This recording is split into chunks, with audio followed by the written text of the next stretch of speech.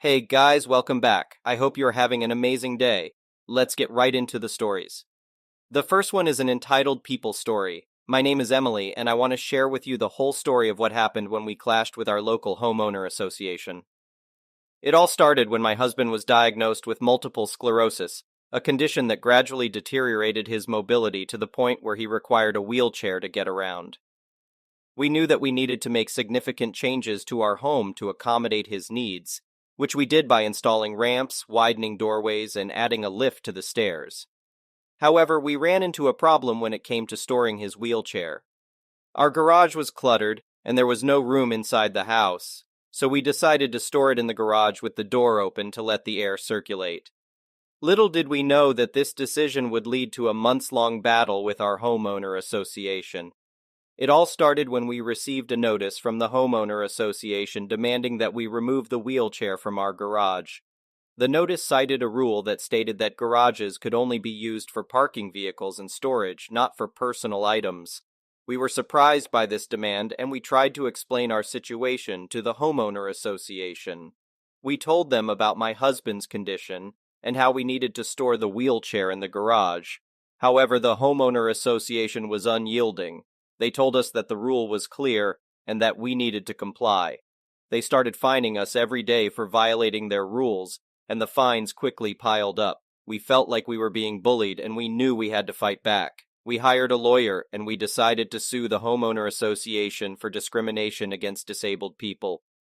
Our lawyer helped us file a complaint with the Department of Housing and Urban Development, which investigates claims of discrimination in housing. We also filed a lawsuit in state court, alleging that the Homeowner Association had violated the Americans with Disabilities Act, ADA. The legal battle was long and difficult. The Homeowner Association had a team of lawyers and experts who defended their position vigorously. They argued that the rule was necessary to maintain the aesthetic of the neighborhood and that it was not discriminatory. They also argued that we had not exhausted all the administrative remedies available to us before filing a lawsuit. However, our lawyer was able to show that the Homeowner Association's rule was discriminatory and that it violated the ADA. We presented evidence showing that the rule disproportionately affected disabled people like my husband, who needed to store medical equipment in their garages. We also showed that the Homeowner Association had not provided any reasonable accommodation for disabled people, despite our repeated requests. The judge agreed with our arguments and ruled in our favor. The judge ordered the Homeowner Association to pay us $300,000 in compensation and to drop all the charges against us. The judge also ordered the Homeowner Association to revise their rules to make them more disability-friendly and to provide reasonable accommodation for disabled people. However, the victory was bittersweet. We had to endure months of harassment, legal battles, and emotional stress. We also had to pay our lawyers' fees and court costs, which were significant. It was a difficult and expensive fight, but we knew that we had stood up for what was right. The next one is a pro-revenge story. Several years ago, my friend, whom we'll call Boris, and I would always help each other do the spring cleanup for our properties. This included taking out damaged trees, preparing garden plots, and taking care of our weed-infested yards. I was going to be first on the cleanup detail, so I prepared tools and implements the Friday before the big cleanup was to happen. I sharpened tools and chainsaw chains, the lawnmower blade, and got everything in order. Among those tasks was mixing 2-cycle oil. I finished up kind of late and generally put things away for the next day. The next morning, Boris showed up with coffee and biscuits around 8 a.m. As we were sitting on his tailgate enjoying breakfast, our neighbors rode by in their beat-to-hell Chevy Cavalier smoking like a freight train. We will call them Rocky and Bullwinkle. Boris and I made the usual jokes about the amount of smoke pouring from the exhaust. Damn, bet they go to the gas station and fill up with oil and check the gas. We soon finished breakfast and thought no more about it. As we began to get the tools laid out and hash out a plan of attack, I could not find my gas cans. No mixed gas, regular gas, or a gas can in general. That's when it dawned on us why the car Rocky and Bullwinkle were driving was smoking so bad. I'm pissed, to say the least. Well, all Boris and I could do was go shopping for gas cans, gas, and more 2-cycle oil. After we returned, we saw Rocky and Bullwinkle pass by several times, but all in all, we got a lot done. The next weekend, we dedicated to clean up at Boris's. A weekend or two went by, and we had a family dinner at my wife's grandparents', who are Rocky and Bullwinkle's grandparents as well. Toward the latter part of the evening, we were having a few drinks. Most people had left, and my wife's grandfather and I were shooting the breeze when I had to take a leak. As I was doing so, I saw a gas can with very distinct paint on it. I inquired from the old man about how it came into his possession, and he stated Rocky and Bullwinkle left it there. I simply explained it was mine, as was another, and loaded them in my truck. It ate at me every time that POS car with my post neighbors went by. So I hatched a plan from a rotten egg. I went and bought a few gallons of gas, a few gallons of diesel fuel, and some other various oils. I made a concoction of these different chemicals, and filled my new 6-gallon gas can I had to purchase. With some clean gas, I filled the lawnmower and cut some grass that evening, making sure Rocky and Bullwinkle saw me. Then I put everything away, but forgot and left that rotten egg gas can out. I got up and went to work the next morning and didn't even think to check on the can. But when I got home, I checked, and it was gone. My wife informed me that my plan must have worked as she watched Rocky and Bullwinkle go in and out with the car, not only smoking but spitting and sputtering as well. The last time they rode out, they didn't ride back in. They gave me about an hour of peace before they came over and wanted to know if I could look at the car and see what was wrong. If it could not be fixed on the side of the road, maybe tow it home. My response? I've had a long day and have a migraine. Maybe tomorrow. I saw the panic set in when I told them that. That's when they told me they had no insurance and it was on a main road. Tough luck, so the highway patrol did run across it and had it towed. It was going to cost them around $500 to get it out of impound, plus they had to have current registration and insurance. The car wasn't worth it. Well, they're those types of people that good luck just falls on, and the pastor for a local church gave them an old Ford Taurus. It took me a few cans of rotten egg gas, but I got the motor to lock up after about a month. This time it quit in their grandparents' yard. So they scrapped it, and as luck would have it, they got their income tax returns. They bought a nice-looking Ford F-150, but it began having problems too. It smoked really bad. They did take it to a mechanic that eventually found the problem. He got the truck running right again for about $1,500, and I have never had any more gas come up missing. The next one is a petty revenge story. As Christmas time approached, I still felt bitter towards my nephew. My mom had lived with me for a few years while she was getting back on her feet. She didn't have much money, but she always helped out her kids if they needed it, even if she really shouldn't have. One of my nephews, who was around 10 years old at the time, asked to borrow my Nintendo Switch so he could play Fortnite. I said yes because I never played it. After a while, he asked my mom, his grandma, for $10 for the Battle Pass. She said yes and stupidly put her credit card information in his account for it. At some point in the future, another $10 or so was charged to it. On accident, according to the nephew. Oh well, it wasn't a big deal, so she let it go. Maybe it's due to my lack of experience, but I find the whole account thing between Nintendo Switch, Epic Games, and Fortnite to be confusing. I tried over and over to delete her card info out of the accounts, but he would always manage to get it back somehow. I don't think he could have written her info down. My brother had to drive 45 minutes to bring me the Switch to delete the info. Over the next year or two, he charged something like $300 to the credit card outside of the times she gave him permission. Somehow it was always a mistake, and he would immediately text and apologize. Eventually, he asked us not to tell his parents. My mom wouldn't do anything about it other than tell him to stop. I tried to stay out of it because it was between them. However, I got fed up after a certain point. I texted my brother to bring me back my Switch, and I was keeping it. I told him about all of the charges. My brother has always used my mom for money, including stealing from her. So he acted concerned, but in reality, he couldn't or wouldn't pay her back. He brought the Switch back to me. My nephew kept asking to have it back and was apologizing, but the answer was no.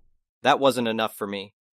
My mom wasn't going to force them to pay back the money, but I couldn't keep myself out of it any longer. I decided that my nephew wouldn't be getting the $50 gifts he normally gets for Christmas and birthdays. He could pay back his debt over the next 6 years, and I'd make sure my mom got the money back since we have some linked bank accounts. It's been 2 years now without any gifts from me. He may not even notice, but I do, and I feel good about it. She still buys him gifts, of course, but she's being repaid one way or another. The next one is an entitled people story. In the year 2020, during the COVID lockdown, I was working at Tim Hortons almost every day. I worked in a small town, so most of the employees were older and chose to stay home due to the risks. That meant us younger staff picked up most of the shifts. No biggie, bigger paycheck. However, I ended up getting a temporary promotion to management with little to no training. I learned by trial and error, and when masks became mandatory, there was a bit of pushback. However, people needed their caffeine to feel semi-alive. During COVID, we experienced people spitting at us, throwing their garbage or whatever they could grab, upset because only 3 people were allowed to be on shift to allow social distancing, and they had to wait 15 minutes to get their drinks. It got to the point that the local RCMP would sit and give people tickets for being rude. Now, every day at 1:30, Ken would make his appearance. He'd waltz in, not wearing a mask, and every time he would be sent back out to get it to put it on. He'd usually just drive off and not order. However, Ken and his companion Karen came up with the idea of waiting for the officers to go on their lunch break, and then come into the store. Ken came waltzing in, no mask, and at the time, it was myself and a young girl who was in high school on the floor as it wasn't a busy day, and our co-worker, when I took his temperature at the door, had a fever and wasn't able to work. She told him that he needed his mask before we'd take his order. He said that it was fine, and he'd only take a few seconds. She refused and offered drive-through as he didn't have to wear one if he did that. Cue the meltdown. He started screaming that we were discriminating against him, that he had rights. At this point, I stepped in and sent the girl to drive-through, and I responded with, "Yes, you have the right now to wear a mask. However, we have the right to work in a safe environment. And if Alberta Health happened to come in and see I'm serving you with no mask, I would lose my job. If you choose not to wear a mask, that is in your right. But I'm going to have to ask you to use the drive-through." Well, cue the even larger meltdown. He proceeded to tell me I might as well be in Germany forcing Jewish people into train cars and sending them to death camps. At this point, I had been at work since 5 a.m. and frankly, I was done. I immediately began to speak the few phrases of German I know. The guy's mouth was opening and closing, but no sound was coming out. Finally, he was able to spit out a Nazi CNN. I said the few phrases again before asking if he'd like to get his mask so I can take his order. He demanded to speak to my manager, so I did a 360 and spread my arms out and happily said, "Hi, I'm OP, I'm the new manager. How can I help you today? Oh, I'm so sorry. Unfortunately, I can't take your order or deal with your complaint until you are wearing a mask. If you don't have one, I'd be happy to provide you with one." The guy absolutely lost it. I watched a 40-some-year-old man stomp his foot. As he's trying to come up with an insult, his wife walks in, upset that it's taking too long. Lo and behold, no mask. She begins the same speech of me being an awful human being, but I hold my hand up and say, "I'm sorry, ma'am, your husband here already gave me that lecture. May you try something else?" She then goes on and on about how they can't breathe with masks on, it's a medical condition, etc. I smile and say, "Well, your breathing seems fine since both you and your husband can scream at us for several minutes without needing to breathe. And if you refuse to wear masks, then I have to ask you to leave." Well, how dare I suggest that? They need their iced caps and bagels, and they aren't leaving until I give them, and it better be free for the inconvenience and disrespect they had to endure. I shrugged and walked away and started making orders for people in the drive-thru. Just as the lovely RCMP officers are walking in the door, Karen begins to throw whatever she can get her hands on at us, thankfully missing but destroyed a few of our monitors with napkin dispensers. The officers immediately grab both and drag them outside. She's screaming that I assaulted her first and she was defending herself, and in the process of her flailing around, she hits one of the officers. Ken is calling us all Nazi-loving bastards and he's being treated like a Jew, and the officers might as well take them to the gas chamber. Now Ken owns a car shop, and in a small town, word travels like wildfire. Ken and Karen not only got a few charges and a ride in the back seat, but Ken had to close his garage as all his customers stopped going. They also got a ban from our location, and the owner made sure to tell any other business that sold coffee about them. They had to drive over an hour to get anything fast food related. All businesses refused to serve them. Friends and family cut ties. They ended up moving. I bumped into them a few months ago, and I couldn't help but ask, wouldn't it have been easier to just wear the mask? The next one is an entitled parent story. Wow, I can't believe I forgot about this account for nearly a year, but I was watching Reddit videos online and randomly saw my original post, and I realized I had totally forgotten to make an update, so I've come back to give one. There will be police and some mild brawling towards the end. I don't know if that qualifies as a trigger warning, but I just figured I'd mention it. As some know, I previously posted about my parents refusing to give back my Nintendo Switch when one of my siblings stole it, and many commenters had a lot to say about the things my parents were doing. They suggested that I call the police or CPS if my parents ever dumped my youngest siblings off at my door without asking again. Well, I waited and waited, but there was no contact between us for around 3 months since the last time my mom called, and I refused to watch my siblings without being paid. Then it finally hit. My parents called me all of a sudden, wanting me to babysit, and they acted like the prior incident with the Switch never happened. I told them I was not going to babysit unless they paid me, and it had to be a day that I had off work. My schedule had also shifted, so I no longer had Saturdays off. I had actually asked my boss for that since Saturdays were the days they asked me to babysit the most. Plus, picking up an extra shift was better for me financially. My dad got furious as usual and said that I needed to man up and help out, so I pointed out that he needed to stop acting like he had control over me. And technically I was manning up for myself in my own life, like he always claimed he did at my age. Yet he always worked Saturdays and put a ton of his responsibilities on me, so he could duck off as far as I was concerned. He started yelling violently into the phone and my mom took it away from him. I said I could only babysit on Sundays because that's my only day off, and I would only do it if they paid me $30 and included pre-packed lunches, dinners, and snacks for my siblings, because I wasn't going to waste my money providing food for them. That's not my job. And if they took anything from me, like when my Switch was stolen last time, I would get the police involved to get it back. I saved the receipt when I bought it and documented the serial numbers so I'd have no problem proving to the police it's mine. My mom's bitch mode kicked in and she started swearing like a sailor that just broke a tooth at me. I let her have her rant while pretty much ignoring the phone until she realized I wasn't responding and started demanding I say something. So I said that she and Dad have my conditions. Sundays only, $30 and prepackaged food, or they could duck off. There was a moment of silence on the line. And then my mom went off on me again and said that my younger siblings, who are 14 and 15, had to step up to help because I wasn't helping anymore, and they needed a break. I laughed and said, "Oh, like how you guys gave me breaks, like never." My mom tried to say that was different, and it was because I was the oldest child. I said that it wasn't different. They parentified me, and I lost out on much of my childhood because of it. And now I'm living my own life without them. And they are hypocrites to act like I should step up again when I'm no longer living there, and they have 2 teenagers in the house that can do everything I used to do. My mom shifted into victim mode and started saying that my teenage siblings were rebelling and not listening to them. I said their bitching and moaning wasn't my problem. They needed to figure out alternative childcare. I'm too busy with having a life. My dad got back on the phone and started yelling at me some more. I just laughed at him and said he was just blowing hot air, and that he was talking, but not really saying anything. My mom took the phone back and pleaded with me one more time. I reiterated Sundays only with prepackaged food and $30, and I won't hesitate at all to call the police if any threats are made or any of my stuff gets stolen. I heard my parents start loudly yelling back and forth at each other over what to do, so I said they can just work it out and get back to me later. Then I hung up. It was right back to radio silence for a while. Then one Saturday morning a few weeks later, I was getting ready for work when there was a sudden loud and fast knock at my door. The kind where you know they're doing it with both hands.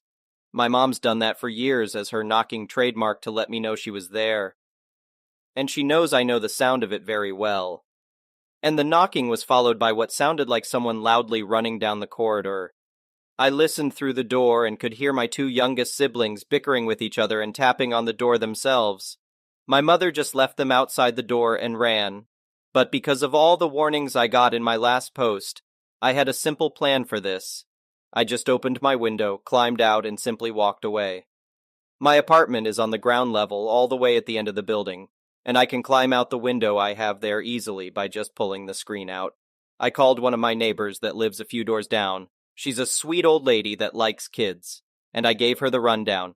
She's known about my situation with my narcissist parents for a while now, and called the police for me to tell them that there were 2 kids left abandoned in the hall after the mother pounded on a door and took off. Suffice to say, the police came and picked up my siblings. My parents called me later and were furious. I pretended to be clueless and asked what they were so mad about. My mom fully admitted she left my 2 youngest siblings at my door for me to babysit and ran. I asked if she'd just left them there without anyone answering the door, because I was already out since I had to work Saturdays. My mom just got really quiet for a few seconds, then yelled, "How the hell was I supposed to know that?" I countered that this was all her fault, and she literally abandoned her kids at my door on the hopes that maybe I was home, on a day I'd already told her several times I worked. Like she was trying to force me to skip a shift by trying to give me no choice but to watch them. She started making excuses, but I told her what she did was inexcusable and immature. She ended up crying, and I just let that go on for a while before asking if she was done yet. She went back into idiot mode and yelled at me that the police were charging her with child abandonment. I said that wasn't really my fault since she left the kids in the hall, then said I would have called the police on her as well if I was home, and she refused to come back for the kids, because I told them before that I work Saturdays now, so I refused to be trapped into babysitting anymore. The rest of the call was some more pointless bickering on her end and didn't really go anywhere. My mom somehow ended up getting off with just a slap on the wrist and a fine because she somehow convinced the cops that she honestly thought I was home and would babysit, or so my next sibling said when he texted me. I don't know how much the fine was, but the fact she had to pay one should make her think twice about just leaving kids at my door and running off again. My dad wasn't charged as well because he was at work, and he also claimed to be unaware of her intent to leave my siblings at my door. I was told he was actually pissed at my mom for doing that. The pot and kettle situation, this was had me laughing so hard. But I guess I have to give credit to my old man if he'd have never done what my mom did. Either way, that left my mom with a police record. That's a first strike in the eyes of the law, I think. After that, things really boiled over on Thanksgiving. My parents invited me over, and I was fully expecting it to be some kind of trap, and it was. At dinner, my dad just sat at the table smoking a cigarette and acting like he was in charge. He had my mom sit me down and then said enough was enough and he was ending this farce. He told me that I needed to move my ass back home and pay rent to help their mortgage and bills, as well as help parent my siblings because they don't have any time to themselves anymore, and the fine my mom had to pay hit their finances hard. I just said no, plain and simple, and I kept that up no matter how much he tried to order me. He ended up getting so angry that he actually attacked me, and he's not a small man. I thankfully am not either, as I'd been hitting the gym for months and learned some amateur fighting. I had my steel-toed boots on as well, so I gave him a swift kick in the balls when he came at me, then punched him hard enough in the face that he was down on the floor in an instant. He landed with quite a thud and even threw up because of the pain while clutching his goodie bag. Then I told my parents that I had my phone recording in my pocket the whole time, and I could easily prove he attacked me first. My dad told me to get out of his house and never come back, and I obliged, but not before taking a turkey leg off the platter and riding home with it to eat. Since then, only my siblings have called or texted me. They said that I'd walked out like a boss, and there are now running jokes in the house now about Dad's poor balls. I spent Christmas with a friend's family, and I've got a standing invite to come back for other holidays. Thank you for watching. I would really appreciate it if you could like the video and subscribe to our channel if you haven't already.